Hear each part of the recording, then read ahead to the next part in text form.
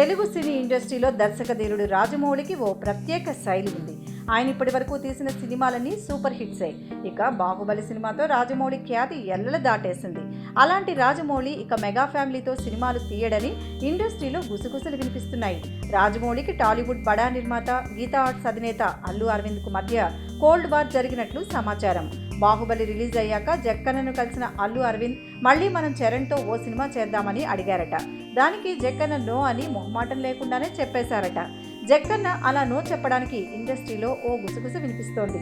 మగధీర సినిమాకు తాను అంతగా కష్టపడ్డా తనకు ఎలాంటి గుర్తింపు ఇవ్వకపోగా హీరో చరణ్కి ఎక్కువ క్రెడిట్ ఇచ్చారని జక్కన్న ఆగ్రహించారట.